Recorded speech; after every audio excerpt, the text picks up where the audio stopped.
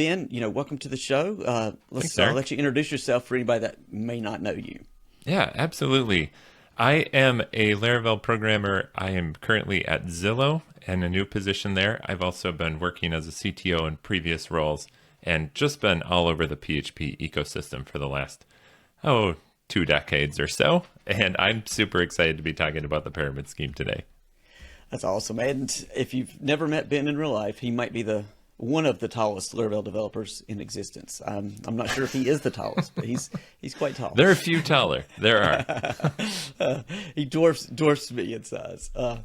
So you created this new thing, and it was actually one of the previous episodes we did here on this show where somebody mentioned it, and I was like, "That's pretty sweet." And so it's called Pair Scheme. Yeah, pyramid scheme. Pyramid. All right, yes. And we So- have Joe so- Tannenbaum to thank for that name. He coined it. The man has a talent for naming things. I love that. So just give us the basic overview on what this is. Yeah. So I think most people are familiar with pair programming, and they've probably done maybe some of it with their colleagues. Although I've been surprised at the number of people I've found that haven't paired before. But the default mode is you have teammates and you pair program on your shared code base where everyone knows most of what you need to know about that code base. And I've done a lot of that myself. I've spent hours and hours each week pair programming with my teammates and found it to be really productive. I'm a huge proponent of pairing specifically with your team. And I had the idea of pairing with strangers and seeing if that would work. If you could replicate some of the benefits of pairing with people who you've never met before, who have no familiarity with your code base. And I approached it just as an experiment. What would happen if I tried to pair with strangers? And I was inspired by this, or I was inspired by trying it once, and that went great. I reached out to Joe, who named the scheme. He mentioned pairing on Twitter and said, I've never paired before. And at the time, I'd paired a ton, and I felt like I could help him get over that hump to get from 0 to 1 on this, which is a big step. So I just sent him a friendly message on Twitter and said, hey, I'd be down to pair anytime. And he took a chance on me, I took a chance on him, and we had a great time together. And it totally worked. We paired on something, something terminal related, like text formatting in the terminal. And that was something both of us were interested in. But it wasn't like our company's shared code base, which is what I was familiar with. And it went great. And we became friends. We turned like an internet, like friendly on Twitter sort of relationship into a real friendship through that process. And so I knew it could be done with Joe anyhow. And so I decided to run an experiment of what if I just put my calendar out on Twitter and see how people respond. Just have random people show up. I know nothing about them. They know nothing about me. How does that work? And so it's an experiment in a few ways. The first is, does it continue to work with strangers in general? Or was Joe an exception to the rule? And then does it work to pair on, like coming into a cold, no prior knowledge of the code base, no domain specific knowledge, maybe not even understanding the stack. I certainly got into some stacks that I'd never seen before. And it was a success in both of those areas. Had a great time with everyone who showed up, and we were able to solve problems and work through things, even in the worst case scenarios where you didn't really understand even the language or the framework that you were dropped into. I still found that it was useful time to work through programming projects together. That's amazing. I'm sort of blown away that it just kind of worked instantly. Yeah, It was me too. like It went big much deal. better than I expected. So like I have actually never pair programmed in my entire life. So me and Joe are very similar there. Let's say I want to do it, and I put my calendar link out there. Do I, as the one that wants somebody to pair with me, do I need to have like a sort of an overview of what we're going to do that day, or is it just like look at my code and be like, tell me why this sucks and what should I be doing better? Oh man, you brought up a few great themes there. Let's talk about what to expect in a pairing program session with a stranger, or at least what I've found to be successful. So I spend the first maybe 5 to 10 minutes just getting to know someone, like where are you in the world? What is your community like? What kind of projects do you typically work on? Just a little bit of getting to know someone, just small talk. And I think most people can survive 5 to 10 minutes of small talk, even one-on-one. But then you get to pivot the whole conversation to let's work on something together, which for those of us who are introverted that's how it works, right? Because now you're not talking at someone, you are working on a problem in parallel together, which I think is a lot easier for most people to just jump into something and then you can go for hours at that pace.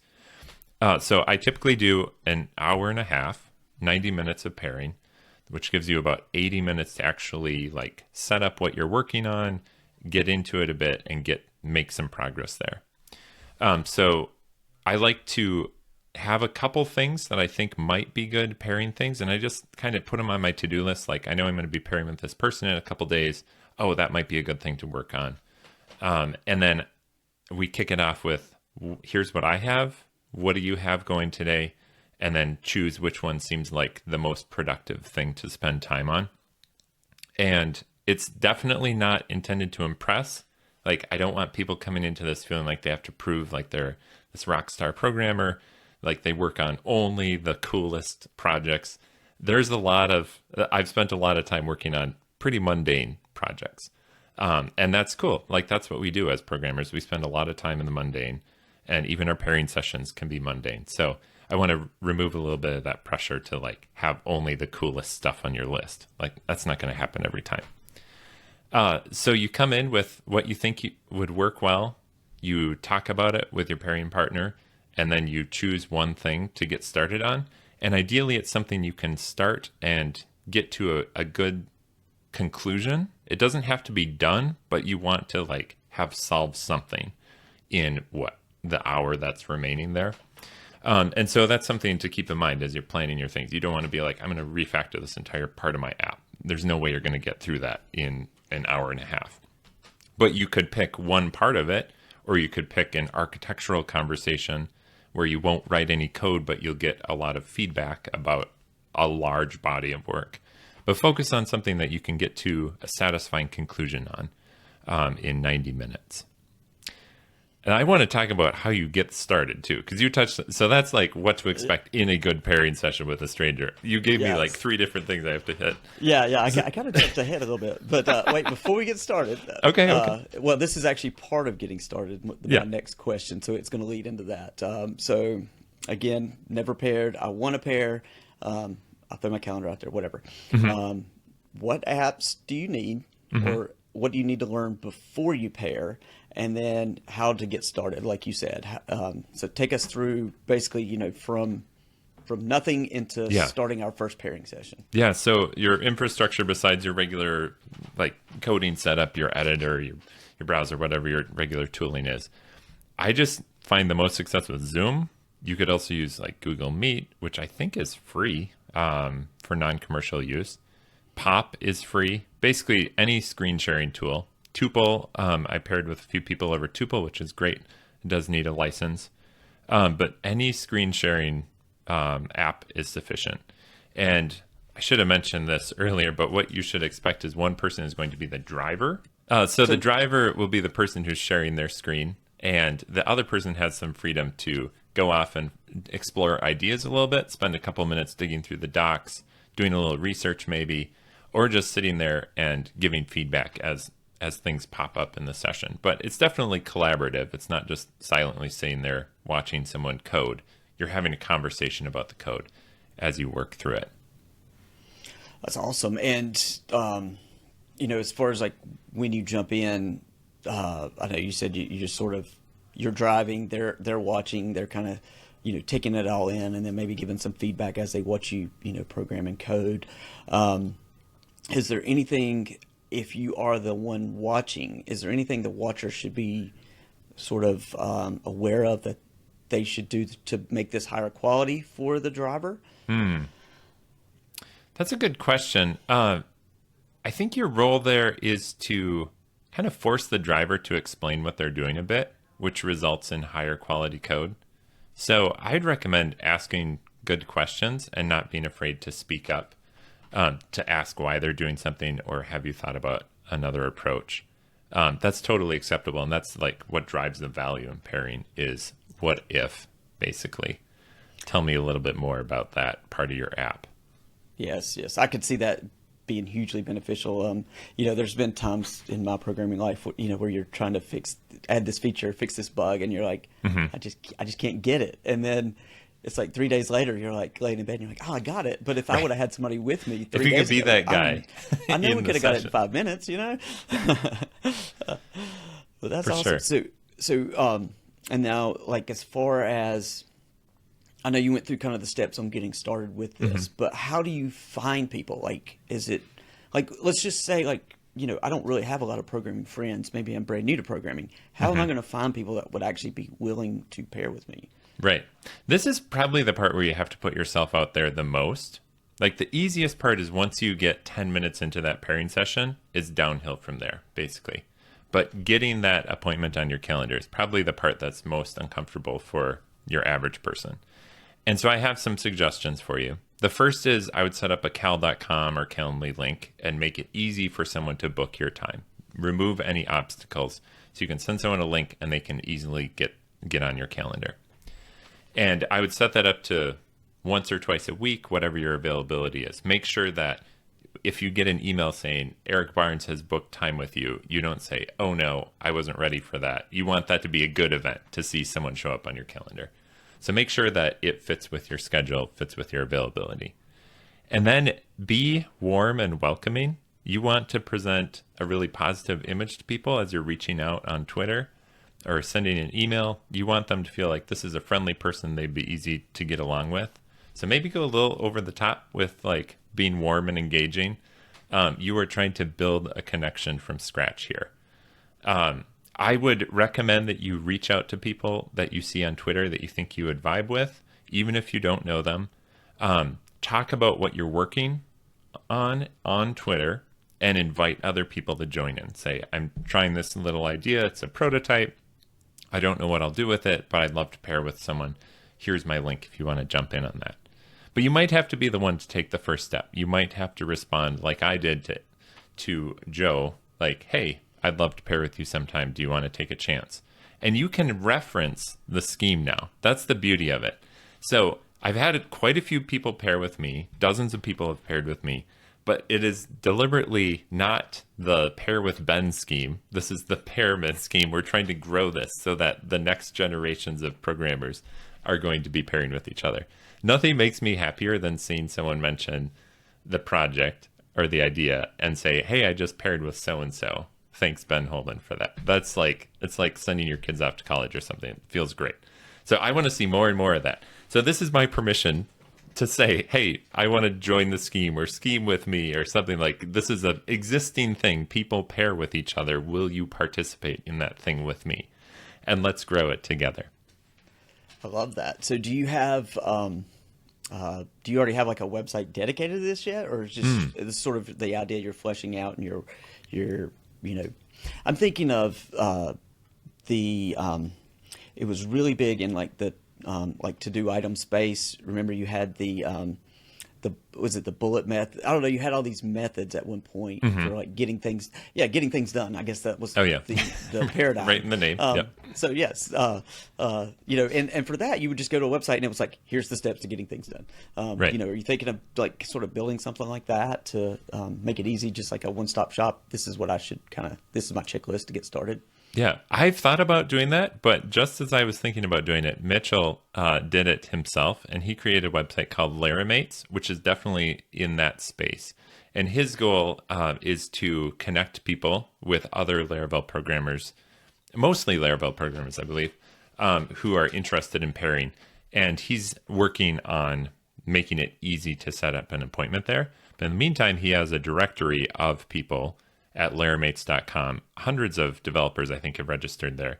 And his approach is including like, what are you proficient in? What are you experienced in? So if you are working on like a Livewire bug or something specific, you could go look for which Laravel programmers are interested in pairing and have Livewire experience. So I just said, hey, great, Mitchell, so glad you did that. Run with it, man. And I don't have any plans to create my own structure around it.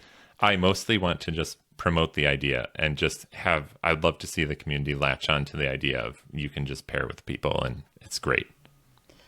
Yeah, it feels like a big, like a really good community project. Meaning, like, we go to Laracons, we meet all the people, but this is it's much more personal and one-on-one, and you do build those friendships that you can't have that friendship just on random tweets and social media and stuff. So it definitely feels like it builds a bigger, a much deeper connection. Yeah. I've made basically everyone I've paired with has become a friend through this process, which is fantastic. It takes that Twitter interaction to an actual friendship. And I think that's so valuable for us. We are looking for connection, especially in our field with so many of us working remote. We see each other once a year tops, probably. And how much, like, if you attended Laracon or if you've attended an event in the past, how much would you have preferred to build a connection where you've actually, like, sat on a Zoom call and programmed with someone versus you spent 3 minutes trying to get to know them a little bit at the conference and they seemed interesting, but you might not have a chance to make that connection again. This is a chance to solidify that and really build your network of people who you care about and who care about you. Yes, that's 100% true. Speaking of like Laracons, I've been called a Pikachu because I run around and talk to everybody. And you're excellent at that, Eric. And but the same way, it's like I talk to everybody for 3 minutes, and then I see them again in a year. And it's hard to remember the names. You remember, for me personally, I remember the faces, but I don't have a deep connection. But I would love to have a deep connection with everybody. I mean, it's just so hard because there's not enough time over 2 days, and this just feels like something that's going to be great for the community. If you embrace it. Of course, this leads to something maybe negative. What happens, or have you ever had a bad pairing session? I love that question. I've had no-shows. We'll just take those out. I haven't had that many no-shows. Maybe 10% of my appointments have no-showed. And I haven't had any duds. I got to be honest. I've done it dozens of times, and there have been some standout positive interactions, but I haven't had any where I'm like, I got to get off this call. I'm going to end this early. I haven't had any of those, which I'm kind of surprised by. And I am encouraged by just the quality of the people who have showed up. That's really sweet. Yeah. Which I guess too, it's sort of the psychology behind it. We have this deep shared passion for this thing. It's kind of like two people that love sports getting together, and they can surely talk for sports for an hour and a half with no problems. So I assume it takes a lot of that weirdness out of it, because everybody has this same passion, and we're like, we want to help each other, and we want to be, you have common ground, and you immediately get into practicing the craft like 10 minutes into it, and so you're immediately doing something that you feel fairly confident about doing. Yes, for sure. And so to sort of go back to getting the schedules, I know you said there was a few apps you were recommending for getting your calendar out there. Do you remember, what was the names that you mentioned again? I like cal.com, and then Calendly is another common one. You can also set up with Google Calendar. There are many competitors in the space, but basically anything where you can share a link that says book my time, and it will, for example, my cal.com is set up so it will show up on my calendar. It already creates a Zoom link and puts that in the shared invite so everyone knows what they're doing. And I also set up some preliminary questions for, like, what's your Twitter handle, so I can get a sense of what you're working on. Do you have anything you want to work on, or any notes for me? Just to have a little context for what we're getting into together. I love that. Next question. Have you ever considered live streaming the pairing session? Do you want to be the first one, Eric? Should we do it? I don't know. I have thought about it. I've thought about live streaming because I do it, like, I'm comfortable coding in front of people. But I honestly feel like I'd have like 3 people show up. And I don't know, man. I don't know. I don't really want to invest the time in building a streaming audience that doesn't really check boxes for me, but I have puzzled over it, and it would be an interesting twist on it for sure. As far as doing it with another person, I've thought about extending those invitations, but haven't given it a shot. If you're watching this or listening to this and you do live stream already, I would be happy to jump on because I'm very curious about the dynamic of two people coding and live streaming together. So let's give it a shot. If you're set up to do that, I'll be your guest. I love that. Well, I was just thinking the only benefit to a live stream would be if you did have people watching and they could sort of comment in, with the, with the comments and be like, well, hey, here's like a third or fourth or fifth idea. But then, of course, then it's probably just overwhelming because you have way too much. I don't know how streamers coming in. Parse all of that feedback. I don't know how they do it. But you would have the second person like kind of monitoring the chat a bit, which might keep you in your flow a little bit more. True. Yes. I don't know. That's interesting. I think that probably would not be ideal for if you are just getting started. It's more of private. That's not a 0 to 1 situation. Yeah. Learning as you go, basically. So this is also about, pairing and everything. So did I miss anything that, you think is really important that be brought up about Pyramid? I haven't seen you on my calendar yet, Eric. That's the only thing I'm missing. I would love to do it. I'm gonna have to find some feature that I'm about to work on and do that. All right, let's do it, it's wild. I run a site for developers and I spend almost no time coding. It's all you're out there building the community, man. It's all content, baby. Yeah. It's like that's all I'm doing. Content. But that would be fun to do. Yes, I'll definitely want to do this and give this a try. So to find out more, go to your website. I think you have a blog post on this. I do. Yeah, since I'm promoting it pretty heavily, you can just go to benholman.com, and it's right there on my homepage. Perfect. And we will have all this in the show notes as well. I want to thank you, Ben, for coming and joining us for this episode. And, if you haven't pair programmed, definitely go out and give this a read, give this a try, because I think you'll love it. Especially if Ben's recommending it. He's a great guy. He knows what's good. Thanks, Eric. Thanks for having me. I appreciate it. Come join the scheme with me.